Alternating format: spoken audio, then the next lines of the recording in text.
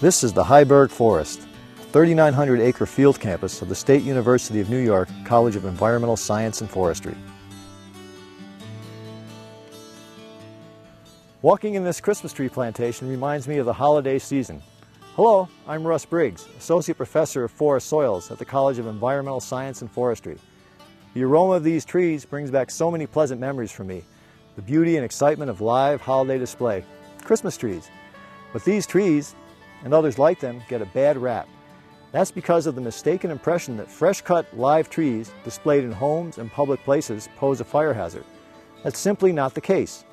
In this program, we'll show you why fresh-cut live, well-maintained trees are a safe addition to your holiday decorations.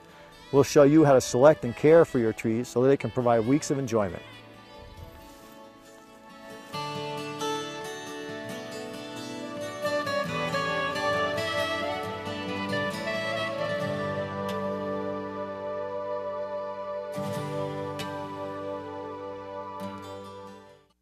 Hi, Bob.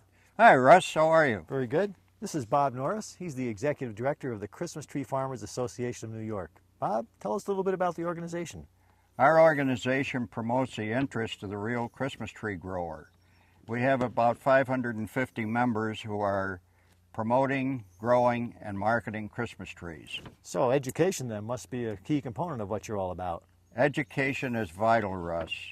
We need education so that we can get our message to the public and to all those who are concerned. One of the myths I hear is that Christmas trees are dangerous. That's really a myth, Russ. That's not true. Christmas trees, they say, will burn, but Christmas trees cannot ignite themselves, and if they're properly cared for, they're full of water. So essentially you can't burn water. Water won't burn, Russ. So why, essentially, proper care for Christmas tree and getting that water, what is proper care? Proper care is getting the real tree, fresh cut, as fresh as you can get it, bring it home, and then start the proper care. That means keeping plenty of water on the tree and providing water for the tree to drink. You do that by sawing a little bit off the butt, putting it in a modern stand that holds anywhere from 1 gallon to 6 gallons of water. So here, water is the key. Maybe a good way to illustrate that concept is with a sponge. We could do a little experiment. Well, we got the scale. Here's a dry sponge. It's pretty light right now. Let's weigh it on the scale and see what it looks like. Now, of course, a real tree never gets that dry, Russ, but that represents what the real tree would be like if it didn't have any water. Well, that's about 20 grams. Let's see. Here's a nice supply of water. We'll just dip that 20-gram sponge into this water and we'll let it soak it up. Okay, now this is what the tree does all the time it's growing. It's absorbing the water out of the ground, out of the air, and when it's cut, it has almost as much water as you see in that sponge. Well, it's pretty wet.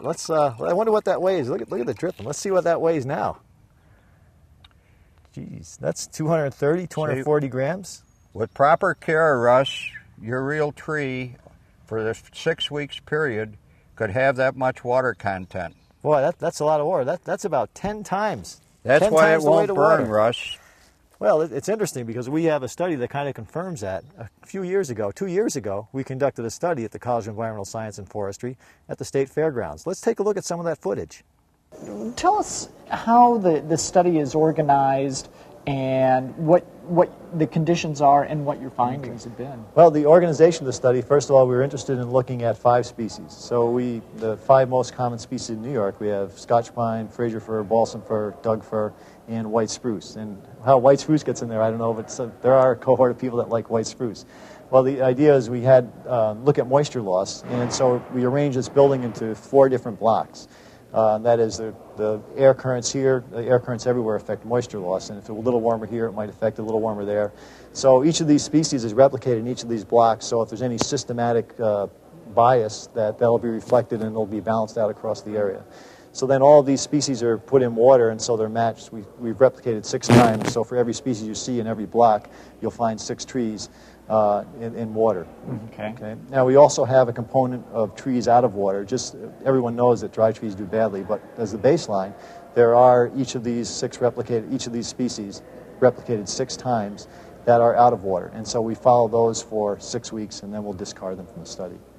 And so, at least the preliminary results, what do they show? Well, the preliminary results are pretty much as expected. If you don't have the tree in water, the moisture content just takes a dive, and after 6 weeks, we're looking somewhere in the range of 10 to 20%, which is exceptionally low. That's a fire hazard. If these trees are in water for 6, 7, 8 weeks, the moisture content is pretty much flat. You're looking at 120, 130, 140% moisture with very little change. There's some minor losses, like Doug fir loses a few percentages of moisture over that time. Balsam fir seems to gain a few percentage. But in terms of any big, real, obvious differences, essentially none. Now, a lot of times what people will hear, and I've often been asked in the past, all sorts of concoctions to add to the water, molasses and brown sugar and aspirin and you name it. Any interesting you should idea ask. That, we do. That's a real interesting question. Part of the study was to evaluate one of these antioxidant tablets, something called Tree Fresh. Well, we began with, it turns out that there's really no effect. These trees are so moist that no matter what you put in, you're not going to do any harm, nor will you do any good.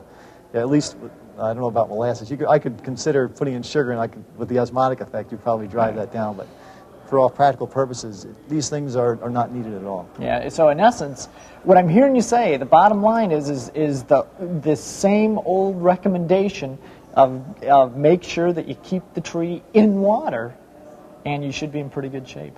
Exactly. Couldn't have said it better. The whole study in one sentence. Well, very good, and we'll look forward to finding out what the end results of this project are. This graph illustrates the change in Christmas tree moisture concentration over time. In this case, a 6-week display period. As you can see, moisture concentration starts at 115% and does not drop over the entire period. The next line shows average moisture concentration for all the trees that were fresh cut, transported to the site, and then stored outdoors for 6 weeks. This is the usual situation for most Christmas trees, which are cut in November and sold later. The average moisture concentration started out at 125% and did not change over the entire 6-week period. Now we move to improperly cared for trees, displayed out of water. These trees begin with a high moisture concentration, but rapidly lose water. By the end of the 3rd week, moisture concentration dropped below 65%.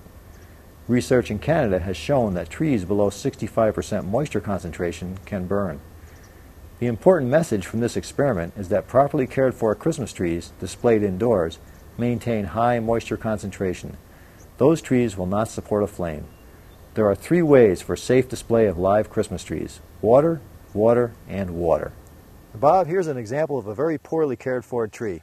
You're right, Russ. This sure is an example. Look at the needles come off that branch. Look at here. This one too. Look at that needle. That branch is almost bare. See, I've got almost a handful of needles.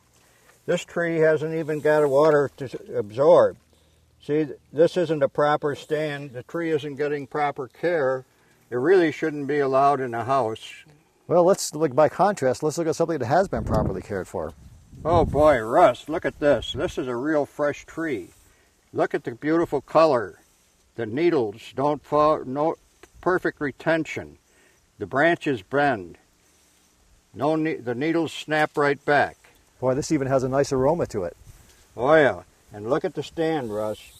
That's a modern stand, plenty of water, and it's absorbing water all the time. Well, we've claimed that a properly cared for tree won't burn. And I don't think this one will. Let's give it a try. Here's a torch. Everyone knows what this is. This has quite a high temperature to it. Okay, you get the fire going, I'll count.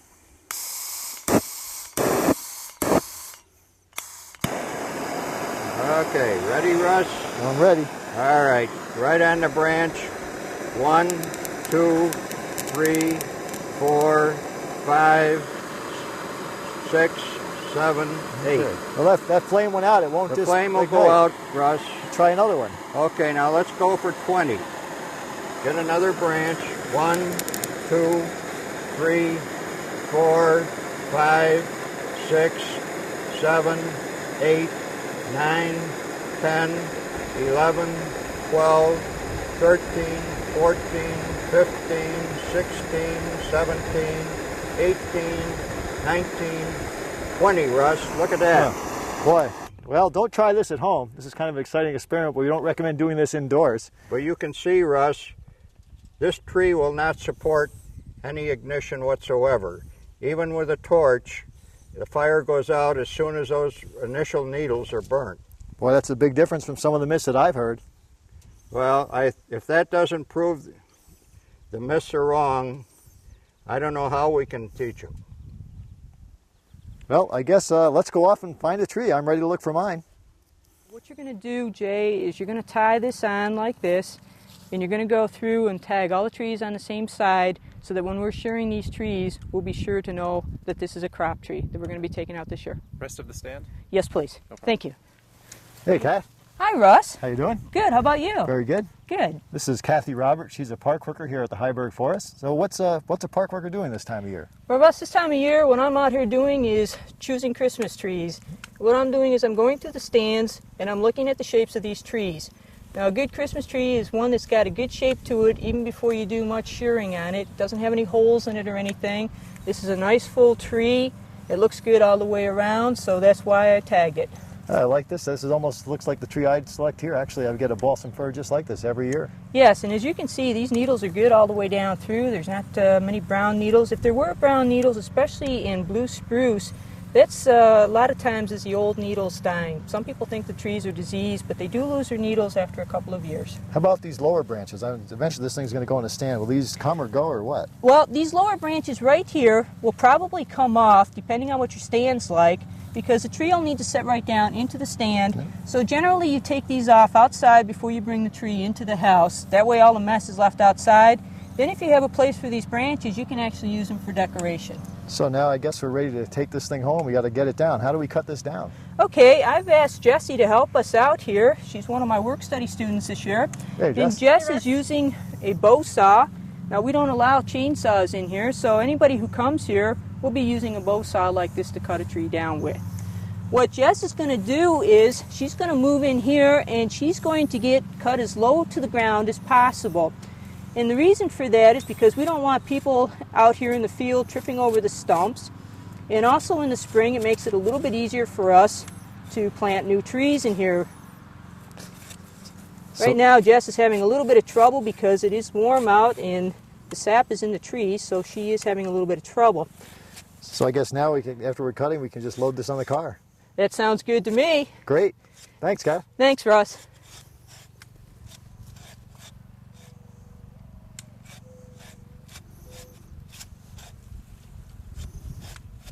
Well, we have our tree cut. Now we need a way to support it. What do we do, Bob? Well, Russ, we got 3 different styles of stands here. Any one of them has its purpose. They all have an ample water supply. This one you have is for a very small or tabletop tree. This is for the next larger size. It holds about 1.5 gallons of water. This stand down here is the Stand Straight, the latest design, has 4 good legs, but it requires a pre-drilled tree. The drilling has to be done usually by the retailer or the farmer. And it means going to them to get the tree drilled to use it. This is a very popular stand called the Grinnen, and it's used extensively in our area. It has 4 very good legs with adjustable ends, and it uses a ratchet to tighten it up. This stand is easy to use, easy to take down, has a good supply of water. Oh, so it's like the Cadillac of stands, Bob. Well, it's very popular. Well, now I've got my tree. I know how to stand it up safely, keep it with water. Thanks a lot, Bob. I appreciate you being here. Well, okay, and thanks for inviting me. Well, that just about wraps it up. I'd like to thank Bob Norris for joining us and helping to dispel some of the myths about Christmas trees. Remember, a well-cared-for Christmas tree displayed in an approved stand with water will not burn. It'll provide you weeks of holiday enjoyment. I'm Russ Briggs.